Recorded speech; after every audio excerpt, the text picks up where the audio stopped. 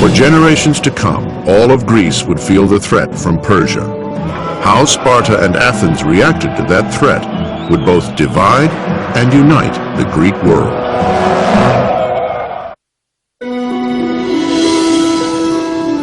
At the end of the 7th century BC, Greece was a loose confederation of more than 1,000 fiercely independent city-states, each with its own character and reputation. Athens was the largest, with a sophisticated cultural life, great architecture, and an impressive navy. But Sparta, which was revered above Athens by all the city-states around the Aegean, had none of these. Instead, it had sacrificed culture at the altar of war. Sparta was an armed camp. And that would mean that the educational system is going to be focused more on military affairs. There's going to be a creation of a secret police. There's going to be a engaging from the rest of Greece for a while. They're not going to send out colonies. They're not going to build a fleet. They're going to be obsessed with this one problem of controlling Messenia. Since the end of the 8th century BC, Sparta had subjugated Messenia, a country whose population outnumbered the Spartans by at least 10 to 1. They did it through a kind of slavery called helotage, and through a campaign of terror carried out by highly trained warriors. Sparta was the first country to develop what would come to be known as Western military discipline. Modern ideals of drilling, marching, rank and file, and the science of the phalanx assault were all invented by the Spartans. In this chaotic world of hoplite warfare, the Spartans had learned that people who kept their head, who kept together, who did not allow gaps between them, could create a greater cohesion and defeat the enemy. Among the phalanxes, the Spartans were the most elegant, the most able to make changes on the battlefield if changes would be needed. The Spartans also redesigned the armament of war from head to toe. The centerpiece was the 3-foot hoplon, or shield, carried by each soldier. Hence the term hoplite to describe the Spartan warrior and those who would adopt their methods later on. Warriors were armed with 9-foot spears, a secondary sword, a heavy helmet with 2 small openings to see, and bronze body armor. So the entire ensemble or panoply might have weighed 70 pounds, and then the idea that these men, no larger than 5'5", 120, 130 pounds, would carry half their body weight in the summer seems absurd. So what is the point? And it seems to be a ritually crafted mechanism of determining an entire war by a single half-hour ritual collision between neighboring city-states. And the Spartans tend to master that way of fighting better than anybody. Battles were decided by quick, decisive, and deadly tactics that relied on teamwork and agility. But for nearly 100 years, this new art of war was more theory than reality. Then, in the 6th century BC, the Spartans weren't content with simply conquering and containing the Messenians. They looked to the north and the city-state of Tegea to further expand their territory. However, Sparta was one of the most profoundly religious city-states in Greece and wouldn't act without a favorable word from the gods. And so, a delegation was sent to Delphi to seek the blessing of Apollo, who was believed to speak through a priestess, or Pythia. Greek oracles were part horoscope, part fortune cookie, part guesswork, part bribery. People often heard what they wanted to hear. A pilgrimage to Delphi didn't resemble a trip to a fortune teller or a palm reader so much as it did a journey to see the Wizard of Oz. Around 560 BC, the Spartans invaded Tegea. Victory was more than simply winning the war. And then, sure enough, Tegea, instead of being an enemy, becomes an ally, and probably the first ally in a series of alliances which spreads through most of the Peloponnese and indeed outside the Peloponnese. By the end of the 6th century BC, the intimidating Spartan machine had convinced a number of other city-states in the Peloponnese to join with them. This powerful alliance became known as the Peloponnesian League, with Sparta as its leader. The goal was to create a force to stand against Athens, not so much to overtake the powerful city-state, but to avoid fighting it. It's a simple rule that if you have decisive military superiority and the reputation for decisive military superiority, you can actually avoid the struggles. That's the Spartan policy. They very rarely fight, because every time they fight, they know there is a risk that they'll lose. But an ominous threat from the east would force Sparta out of its insular world. Persia, under Darius I, commanded the largest empire the ancient world had ever known. Among the vanquished were many former Greek city-states, including those in Ionia. However, after several decades of oppressive Persian rule and ruinous taxation, the Ionians plotted a rebellion. In 499 BC, they sent a delegation to meet with Sparta's king Cleomenes. Cleomenes refused to assist the Ionians, a decision that set in motion a series of events that changed the course of history. Cleomenes' clearness of vision was not shared by all Greeks. The Athenians were persuaded by the Ionians to send some support to the revolutionaries. Despite the help of Athens, Darius I's powerful empire defeated the Ionians, and Athenian support of the rebels would not be forgotten by the Persians. And having crushed that revolt, they begin to think very seriously about this upstarts in the West who had dared to interfere in what was, by their standards, an internal Persian matter. Meanwhile, Cleomenes embarked on a merciless mission of annexing neighboring city-states to strengthen and expand the Peloponnesian League. The most heinous allegation against him was that when he was attacking Argos, he lures as many, it said, as 6,000 Argive hoplites into a sacred grove. He then orders helots, note, helots, not Spartans, to set light to a sacred grove, which then torches all those 6,000 Argives to death, for which he was put on trial when he came back into Sparta. The charges were serious, and even the king wasn't exempt from Spartan law. Cleomenes faced the possibility of exile. What was unacceptable was that this was another Greek city, a sacred grove, and the deception was therefore somehow sacrilegious. Nevertheless, he survived. He lived to fight another day, but he went on under a cloud. In an effort to prevent his own exile, Cleomenes needed to eliminate the forces within the government that were against him. This meant eliminating his competition, that is, the other king of Sparta, Demaratus. To do this, Cleomenes bribed the oracle at Delphi to declare King Demaratus an illegitimate king. Demaratus was immediately deposed and sent into exile. But Cleomenes' treachery was quickly exposed, and he too ended up in exile. When Cleomenes eventually returned, he died a gruesome death by his own hand. And the most extreme version is that he committed suicide by slicing himself from the feet upwards until he reached the vital organs. Cleomenes, who would forever after be known as Cleomenes the Mad, was replaced by King Leonidas, a man who would take the Spartans where they had never gone before, into an ancient world war of epic proportions. At the dawn of the 5th century BC, an invisible line divided Greek city-states into two distinct groups, those that sided with Sparta and those that stood with Athens.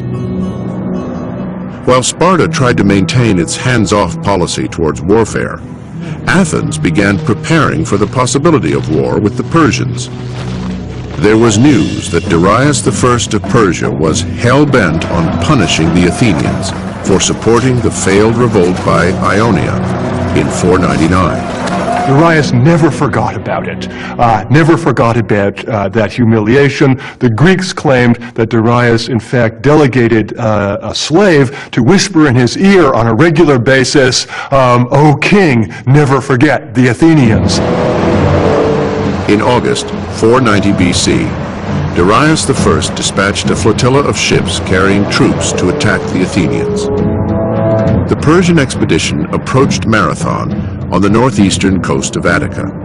It was much larger and better supplied than the Athenians thought they could handle.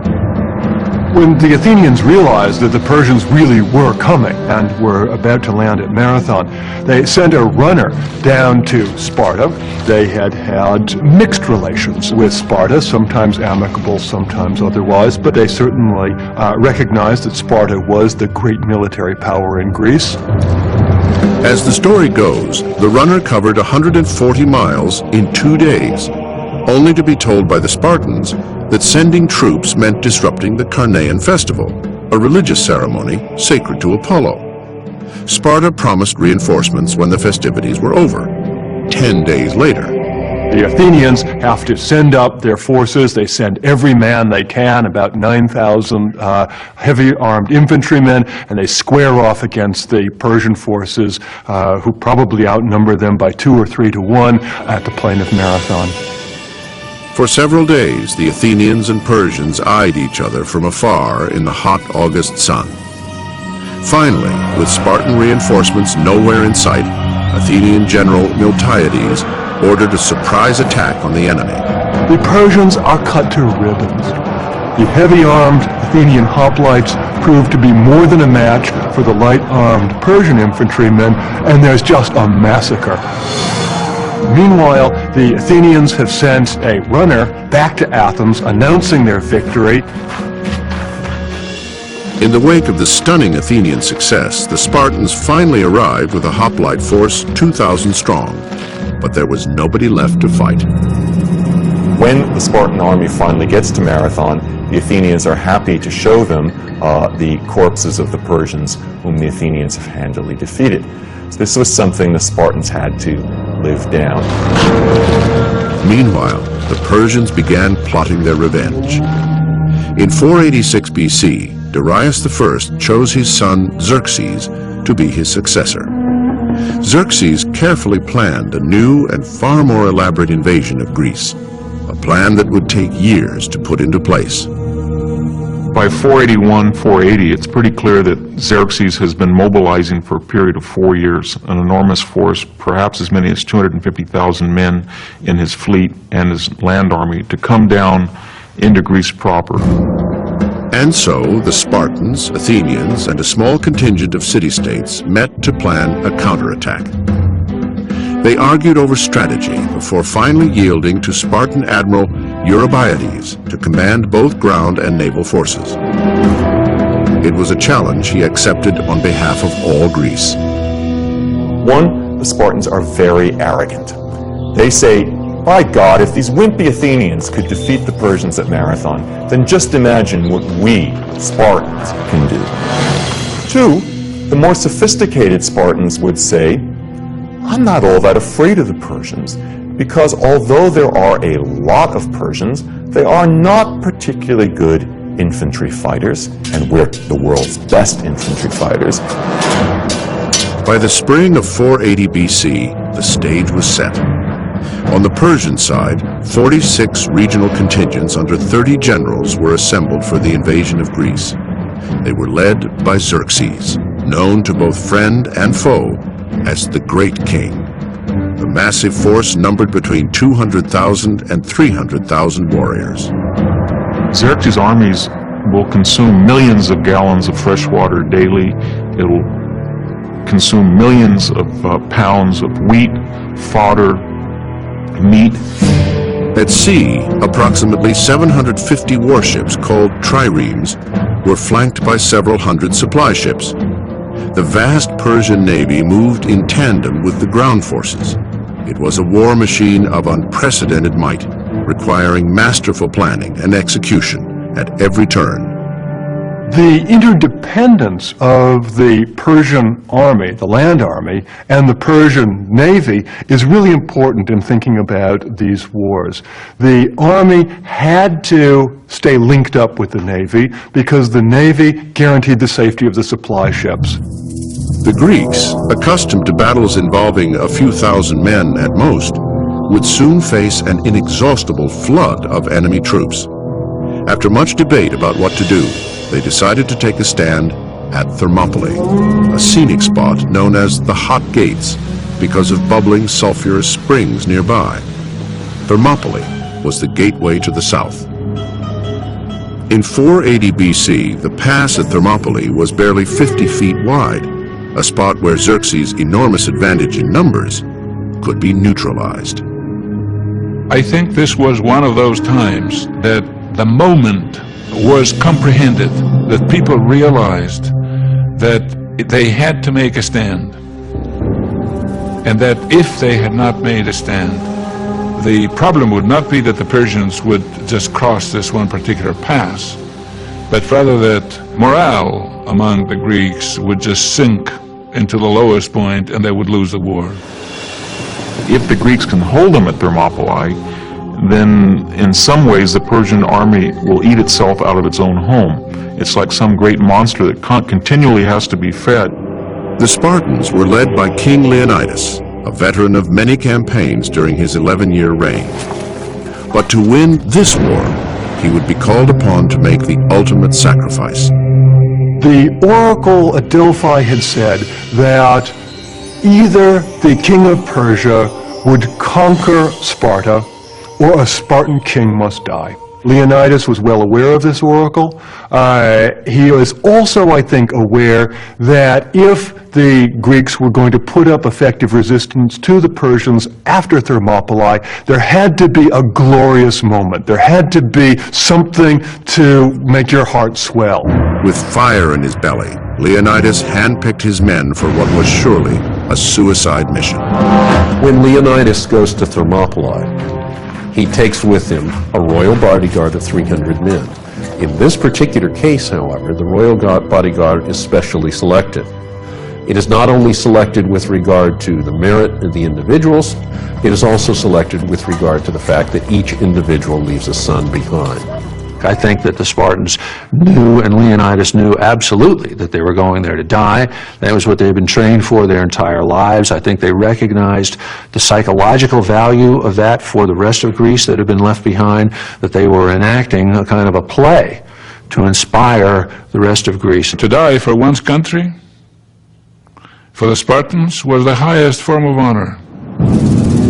In August 480 BC, the mighty Persian juggernaut lumbered to a halt across the sun-baked plain. It was an awesome spectacle of power and might. The Persian army, led by King Xerxes, was immense, at least 200,000 strong. The Greeks countered with just over 7,000 troops, including 300 of Sparta's finest hoplite warriors. Why the Spartans committed so few troops is at the core of the Spartan psyche. Could they have done better by sending a full force? They claimed that they were intending to, but a religious festival prevented them from sending more than the advance guard. Cynics will say they had no intention of risking a full force because they knew that they were going to lose. They needed a demonstration. They needed some spectacular event, so sacrificing 300 would be absolutely the perfect solution. The Spartans, under the command of King Leonidas, were prepared to fight to the death. When Xerxes sent a messenger demanding the Spartans lay down their arms, Leonidas replied with 2 words, Molon lobe, come and get them. No greater contrast between the two armies, no greater contrast between the two societies to have Xerxes up on a throne, having his secretaries take notes. We have Leonidas right out in front of his men. The mission of King Leonidas was daunting, to stall the Persians long enough for Greek generals to muster their forces at the Isthmus of Corinth. They needed time to mount a full-scale counterattack. If the vast weight of the Persian army was allowed to roll freely southward, central Greece would fall, with the Peloponnese sure to follow. So the Greek idea at Thermopylae is quite brilliant. It's to force a stalemate and to create logistical problems for this kind of unwieldy army. When the Greeks arrive at Thermopylae, they rebuild the wall that had been across the pass there. But the notion is that by rotation, they will send out units, Greek units, which will fight in the very constricted area immediately in front of the wall. The Persians won't be able to bring forward their full force because of the constricted terrain immediately in front of the wall. Meanwhile, the people of Delphi consulted the oracle, which advised them to pray to the winds, for they will be good allies to Greece. No sooner had they received this counsel than a violent storm erupted. The formidable Persian navy was strung out along the harborless Magnesian coast, where more than 200 ships were destroyed. Xerxes was furious at the unexpected loss, and bewildered by the meager challenge to his mighty army at Thermopylae. The great king ordered an advance scout to take the full measure of his opponent. When he sees the Spartans, rather than crying or offering to surrender or offering to negotiate, they're actually grooming themselves, combing their hair, putting oil on, shining their weapons. And the idea is that they're looking forward to this battle with zest rather than terror. And so the horsemen just stood there in amazement, and they couldn't believe that these few small people were going to be trying to defend the pass. Demaratus, the exiled Spartan king who had fled to Persia more than a decade before, was promptly summoned for counsel. King Xerxes demanded to know, how tough are these guys? And if we brought one of them here into the court, could he kill 10 of us? And Demaratus told him, no, man for man, they're not much better than anyone else. But in a group, he said, you will find, in a cohesive unit that's going to defend this pass, you'll find they're worth many times their numbers. The message from Demaratus was clear. Do not underestimate the Spartan warriors. Fighting was in their blood. It was a way of life. And now the scene was set. With both Greek and Persian forces prepared for battle, what would happen next would decide the future of democracy.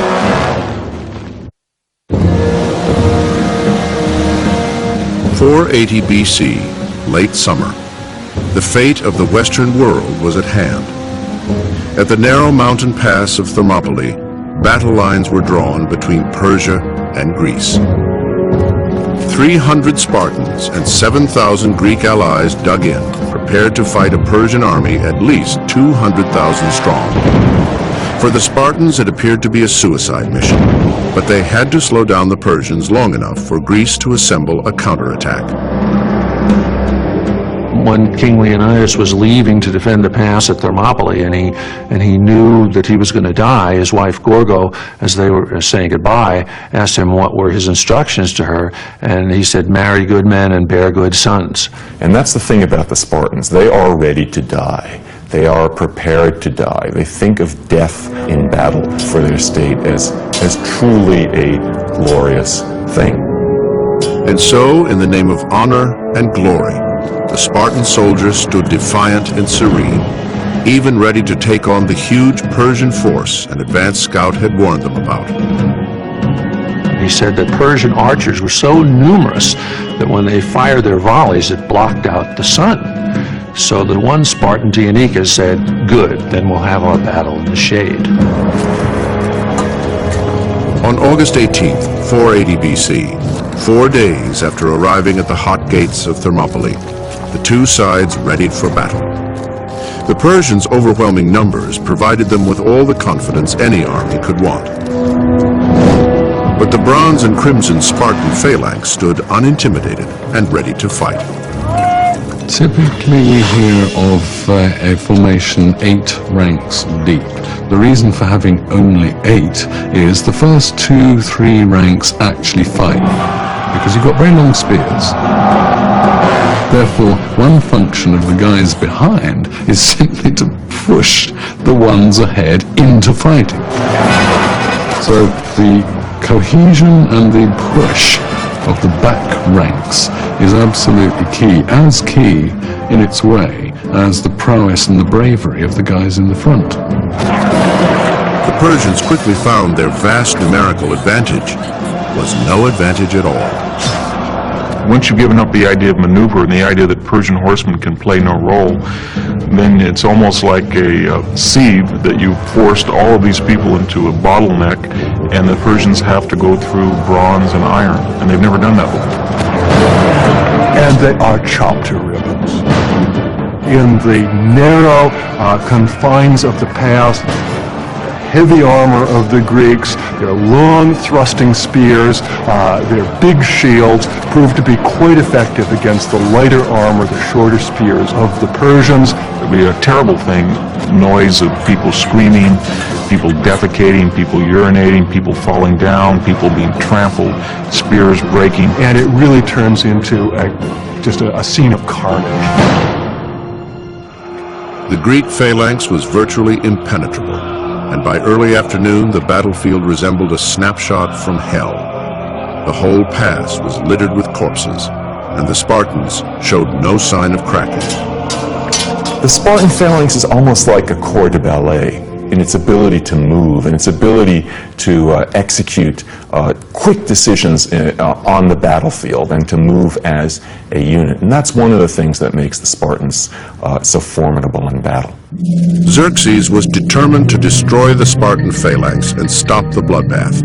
He ordered his personal bodyguards, known as immortals, into the fray.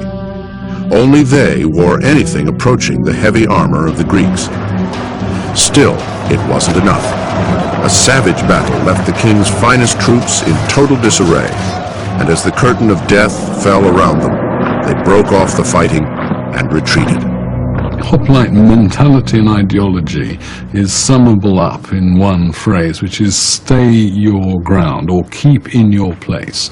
And what the Spartans always contributed was that steadiness, that sort of rock solidity. With darkness falling, Xerxes abandoned the struggle. His colossal beast brought to its knees, the Persian losses in the thousands. Across the blood-spattered plain, the Greeks attended to far fewer casualties. Leonidas walked among the dead, knowing all too well that in a matter of hours, his men would meet a similar fate.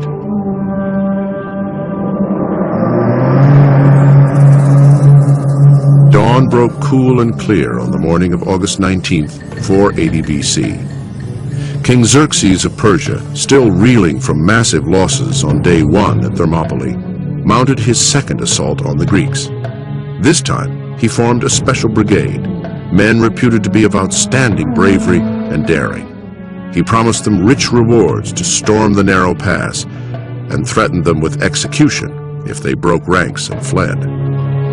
The Persian king just stays at it. I mean, this is bulldozer tactics. He figures you just keep on sending your men forward, and eventually you'll wear down these Greeks. But once again, the crack Persian force was no match for the Greeks and the elite band of Spartan warriors. As the battle raged on through a second bloody day, it became another large-scale massacre. Slain and wounded Persians were piled high in front of the Greek line, the pungent smell of death everywhere. The Greeks are taking some casualties, but the Persians are taking massive casualties. And it's simply too demoralizing to let this go indefinitely.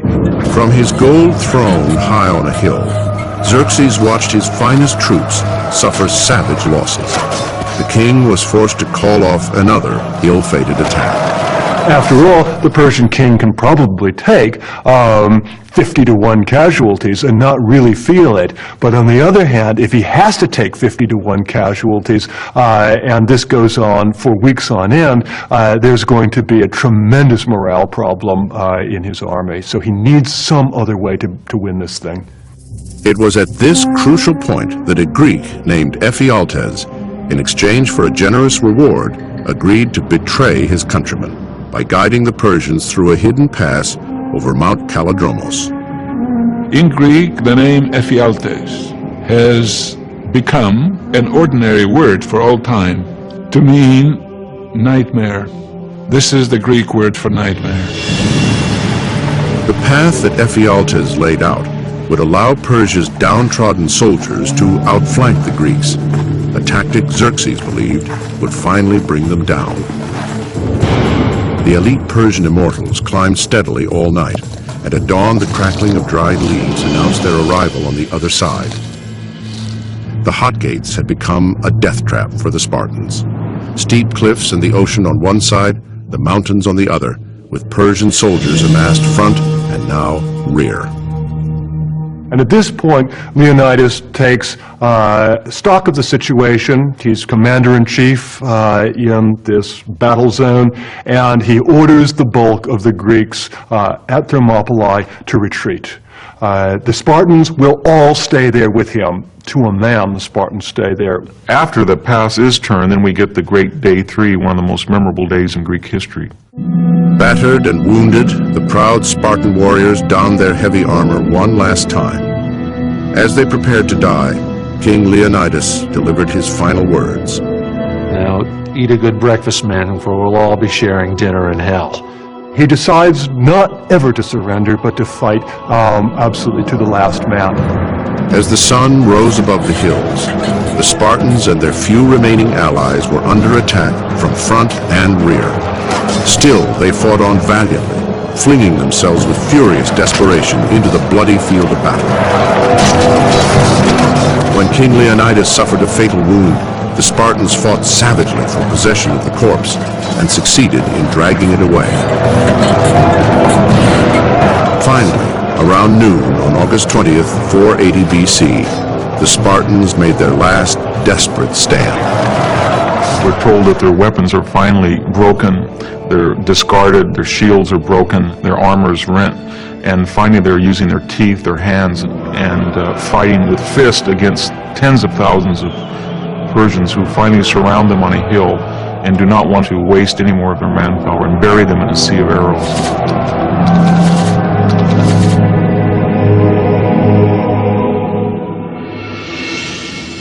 By early afternoon, it was over. All 300 Spartans lay dead, along with several hundred more of their allies. But the Persian losses were staggering, estimated at 20,000. With victory finally in his grasp, Xerxes inspected the battlefield. He found the body of King Leonidas hidden away and had him decapitated, his head displayed on a pole for all to see. It was a barbaric gesture intended to prove that the Spartans were mere mortals after all. But the badly demoralized Persian troops weren't convinced. They knew the war had only just begun, and that more Spartans lay in wait. So there is a fear or almost a sense of mystery about the Spartans that infects the Persian ranks after Thermopylae. Thermopylae, we should be clear, is probably the greatest single defeat in any one day in Greek history. That being said, it does have some dividends for the Greeks. It allows the Greeks to mobilize to the rear in Attica. It gives them a sense of heroism, of coalescence around this act of bravery, and it does strike fear into the Persians that these are people they hadn't counted on. Many years later, a monument was erected at Thermopylae to honor the 300 Spartans who heroically held off 200,000 Persians for 3 ferocious days. Here, on an unadorned stone, was engraved a classically simple epitaph. Go tell the Spartans, stranger passing by, that here, obedient to their laws, we lie. It stresses the point that this had to be done, no matter what private perceptions and private thoughts were. The laws of Sparta dictated for Spartans to be there at this time. In the one sense, it was something the Spartans needed. They needed a Spartan battle of Marathon. They needed a time in which they could show that Spartan virtue was absolutely outstanding. Even if they didn't win, they had won the moral victory because they died to the last man. What transpired at Thermopylae has been burned in the memory of Western civilization. After the fall of the Alamo, the local newspaper in Nacogdoches, Texas, proclaimed that Thermopylae now has a parallel. With the Greeks' first line of defense now breached, the Persians were free to drive south through Attica, implementing a scorch and burn policy that spared nothing and no one. Crops and farms went up in smoke, statues of gods were demolished, temples destroyed. Even the Acropolis was set on fire. When word spread throughout Greece that the whole country was ablaze, many Athenians were on the verge of mutiny. They would never have believed that the tide was about to turn.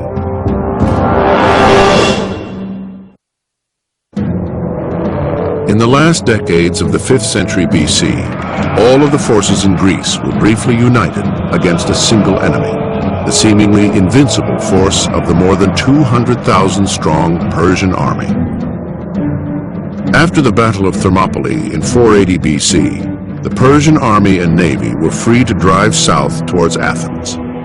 Greek morale seemed low and defeat imminent.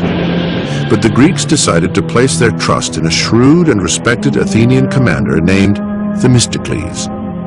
And the decision is made by the great commander Themistocles to evacuate the hinterland and go over to the island of Salamis and rest the hopes of Greece on a sea battle.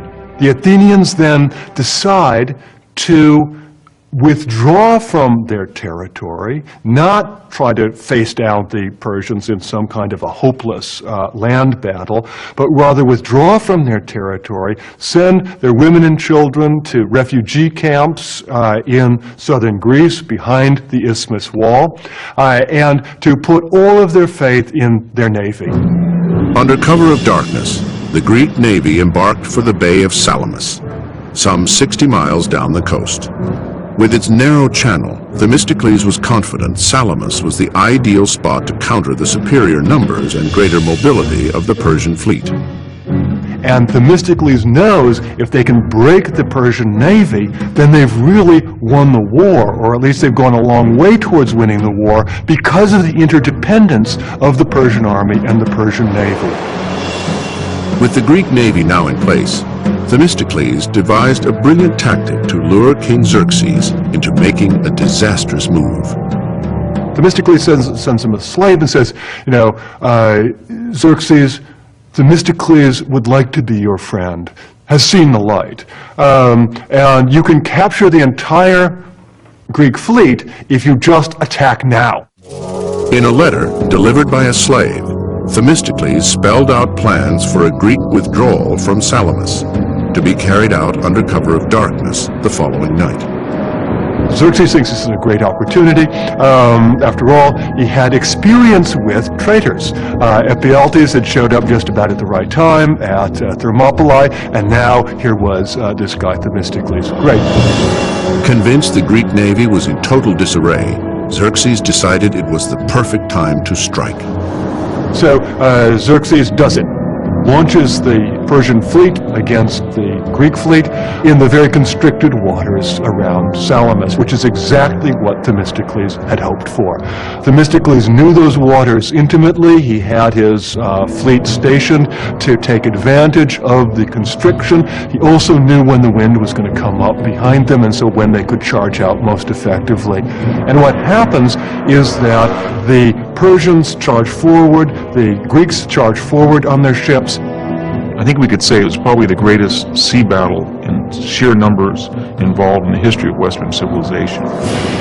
While the Greek fleet moved out like a giant octopus from its rocky lair, King Xerxes was safely perched atop his gold throne at Mount Agelaos. By the time he realized his powerful vanguard was trapped, the noose had already tightened.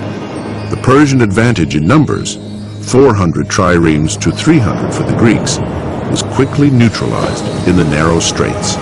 And the whole thing gets locked up into kind of a logjam very quickly. The Persian ships are not able to maneuver. So once you could just turn the battle into ramming and make some incursions inside the Persian fleet, then drowning would be your greatest ally. The Greek ships have posted Marines on them, hoplites, who then jump from ship to ship, doing great massacre. It was probably the single largest casualty rate of any sea battle in history. There may have been 60,000 Persians that drowned right off the coast of Attica. It's a great disaster for the Persians. It's an out-and-out victory for the Greeks. The water was thick with bodies and wreckage. The Persians lost 200 warships, the Greeks just 40. Xerxes was angry and humiliated. The result of the Battle of Salamis is that Xerxes and the bulk of his army has to evacuate Greece. He simply can't keep a grand army in Greece unless he can be absolutely sure of being able to resupply it with loss of control at sea, with loss of dominance on the waves. He is at risk, and the bulk of his army then is evacuated. But Xerxes' cousin, General Mardonius, was personally chosen to carry on the war in Greece. With a crack force of 30,000 men, Mardonius moved north to Thessaly, where there were adequate supplies to see his men through the winter. Meanwhile, Athens and Sparta were bickering jealously among themselves. The Athenians, who bore the brunt of the naval battles, expected a quid pro quo from Sparta's celebrated hoplite warriors, demanding that they lead a ground assault against the Persians. Mardonius learned of the deepening rift between his rivals and attempted to exploit it. One of Xerxes' vassals, who is a Macedonian king, is sent to the Athenians and to the Spartans with an offer that they should come quietly and Xerxes will treat them decently. The Athenians, hoping to force the Spartans to fully mobilize their military machine, considered the deal. The Athenians allow a threat to be quietly conveyed to the Spartans, that if the Spartans do not come to the defense of Attica, do not move into Boeotia, the Athenians might withdraw. Or worse, the Athenians hinted at the unthinkable, an alliance with Persia. At that point, Sparta's blandly elusive ambassadors decided the political chess game must end. The Greeks would unite for one final confrontation with the Persians, near the town of Plataea. They've all got to march to the same drummer. And here really is where Spartan leadership comes to the fore. The Spartans are now under the command of not a king, but a regent, Pausanias. By the summer of 479 BC, the Persian forces had swelled to more than 50,000. To the south, Sparta mobilized 5,000 of its finest warriors, while Athens contributed an additional 8,000 troops. Then the Spartans armed 35,000 Messenian helots, offering them freedom in exchange for bravery on the battlefield. Pausanias seems to have a lot of really raw organizational capacity. He's got a lot of military sense. He's got, perhaps though more important than that, a sense of how diplomatically to keep together this large, diverse, internally conflicted Greek force. It's not clear that anybody other than a Spartan could have pulled that off at this point. For 11 days, the rival commanders held fast to their respective positions on the plain of Plataea. Mardonius and the Persian cavalry to the north, Pausanias and the Greek infantry to the south. Finally, at the crack of dawn the next morning, the Persians broke the deadlock with a thundering assault. The Persian cavalry is able to inflict really severe initial damage on the Greek forces. The Greeks were forced to redeploy their troops. Although the 5,000 Spartan hoplites comprised only 10% of the Allied force, their discipline, heavy body armor, and thrusting spears made them an overpowering presence. I think once the Persians decide to fight an infantry battle on the plain of Plataea, there's not much that Mardonius or the Persian high command can do, because ultimately it's going to be a question of men with wicker and linen trying to charge ranks of serried spears. And there's no army in the world that can do that other than the Spartan army. As the ferocious battle intensified, the heavily armed Spartans turned the battlefield into a river of blood. The Persians were butchered like cattle. The Spartans were the heart of the Greek success at the Battle of Plataea. This was a hoplite battle, and the Spartans had the strongest Greek hoplite army. They were playing to their strengths. So if Salamis is the signature victory of the Athenians, the victory at sea, Plataea is the signature victory of the Spartans, the victory on land. The end finally came when Persian general Mardonius was killed. His guardsmen fled for their lives, while the few Persian soldiers still standing scattered to the four winds. Greek losses were minimal, around 1,000. However, the Persian troops, once 50,000 strong, were decisively defeated. As a fighting force, they were no longer a threat, ending forever King Xerxes' dream of conquering the West.